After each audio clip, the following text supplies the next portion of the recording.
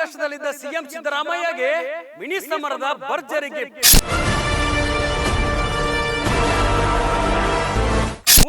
ಮೂರು ಕ್ಷೇತ್ರ ಗೆಲ್ಲುವ ಮೂಲಕ ಹೈಕಮಾಂಡ್ಗೆ ಸಂದೇಶ ನೀಡಿದ್ರ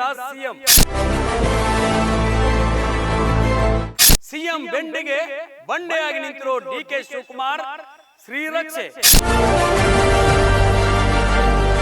ಗ್ಯಾರಂಟಿ ಗ್ಯಾರಂಟಿ ಗ್ಯಾರಂಟಿ, ಇದು ಗ್ಯಾರಂಟಿ ನ್ಯೂಸ್. ಸುದ್ದಿ ಖಚಿತ, ನ್ಯಾಯ ನಿಶ್ಚಿತ. ರಾಜ್ಯದಲ್ಲಿ ಮೂಡಾ ಕೇಸ್ನ ಅಸ್ತ್ರವನ್ನ ಇಟ್ಕೊಂಡು ಬಿಜೆಪಿ ಜೆಡಿಎಸ್ ಹೋರಾಟವನ್ನ ಮಾಡಿತ್ತು. ವಾಲ್ಮೀಕಿ ಹಗರಣ, ಅಬಕಾರಿ ಹಗರಣ, ವಕ್ತ್ ವಿವಾದ ಇಟ್ಕೊಂಡು ಜೆಡಿಎಸ್ ಬಿಜೆಪಿ ಸಿಎಂ ಸಿದ್ದರಾಮಯ್ಯ ಮೇಲೆ ಮುಗಿಬಿದ್ದಿತ್ತು.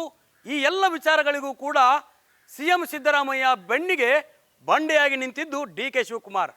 ಡಿಕೆ ಶಿವಕುಮಾರ್ ಅವರು ರಾಜ್ಯದಲ್ಲಿ ಮುಖ್ಯಮಂತ್ರಿ ಆಗಬೇಕಾದ್ರೆ ಸಿಎಂ ಸಿದ್ದರಾಮಯ್ಯ ಅವರ ಸೂಚನೆ ಬಹಳ ಮುಖ್ಯವಾಗುತ್ತೆ.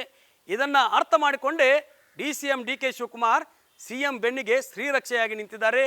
3 ಕ್ಷೇತ್ರ, ಅದರ ಜೊತೆಗೆ ಈ ಹಿಂದೆ 135 ಕ್ಷೇತ್ರ ಗೆಲ್ಲುವುದಕ್ಕೂ ಕೂಡ ಡಿಕೆ ಶಿವಕುಮಾರ್ ಅವರ ಪಾತ್ರ ಬಹಳ ಮುಖ್ಯವಾಗಿದೆ ಅನ್ನೋದು ಸಿಎಂ ಸಿದ್ದರಾಮಯ್ಯ ಅವರಿಗೂ ಗೊತ್ತು.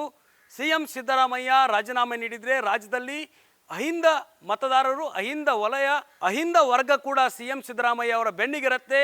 ಈ ಎಲ್ಲ ಅಂಶಗಳನ್ನ ಗಮನದಲ್ಲಿಟ್ಟುಕೊಂಡೇ ಸಿಎಂ ಸಿದ್ದರಾಮಯ್ಯ ಅವರಿಗೆ ಡಿಕೆ ಶಿವಕುಮಾರ್ ಬೆನ್ನಿಗೆ ನಿಂತಿದ್ದಾರೆ.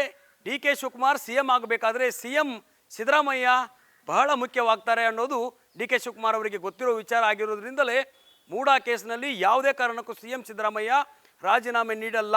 ಅವರ ಜೊತೆಗೆ ಇಡೀ ಪಕ್ಷ, ಕಾಂಗ್ರೆಸ್ ಹೈಕಮಾಂಡ್ ಎಲ್ಲರೂ ಕೂಡ ನಾವು ಬೆಂಬಲವಾಗಿ ನಿಂತಿದ್ದೇವೆ ಅನ್ನುವಂಥ ಮಾತನ್ನು ಡೇ 1 ಡಿಕೆ ಶಿವಕುಮಾರ್ ಅವರು ಹೇಳಿ ಬರ್ತಾ ಇದ್ರು.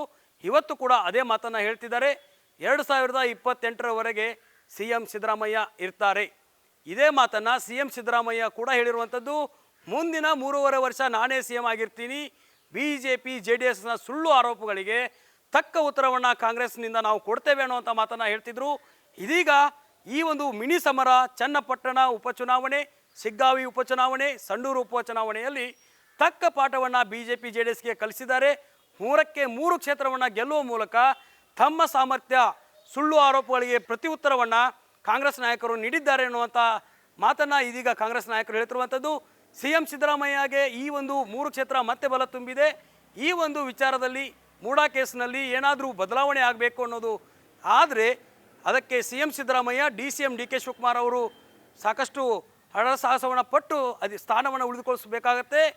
ವಿಧಾನಸೌಧದ 3ನೇ ಮಹಡಿಯಲ್ಲಿರುವಂತಹ ಸಿಎಂ ಗದ್ದುಗೆ ಮೇಲೆ ಯಾರು ನಿಲ್ಲಬೇಕು, ಯಾರು ಕೂತ್ಕೊಳ್ಬೇಕು ಅನ್ನೋದು ಕೂಡ ಸಿಎಂ ಸಿದ್ದರಾಮಯ್ಯ ಅವರು ನಿರ್ಧಾರ ಮಾಡ್ತಾರೆ. ಈಗಾಗಲೇ ಸಿಎಂ ಸಿದ್ದರಾಮಯ್ಯ ಅವರ ಸಿಎಂ ಸ್ಥಾನ ಬದಲಾವಣೆ ಆದರೆ ಸಾಕಷ್ಟು ಪೈಪೋಟಿ ನಡೀತಾ ಇದೆ. G Parameshwar, Satish Jarkiholi, MB Patil, DK Shivakumar ಸೇರಿದಂತೆ ಹಲವು ನಾಯಕರು ಪೈಪೋಟಿಯನ್ನು ನಡೆಸ್ತಿದ್ದಾರೆ. ಇದೆಲ್ಲವನ್ನು ಗಮನದಲ್ಲಿಟ್ಟುಕೊಂಡೇ ಸಿಎಂ ಡಿಕೆ ಶಿವಕುಮಾರ್ ಸಿದ್ದರಾಮಯ್ಯ ಅವರಿಗೆ ಶ್ರೀರಕ್ಷೆಯಾಗಿ ನಿಂತಿದ್ದಾರೆ.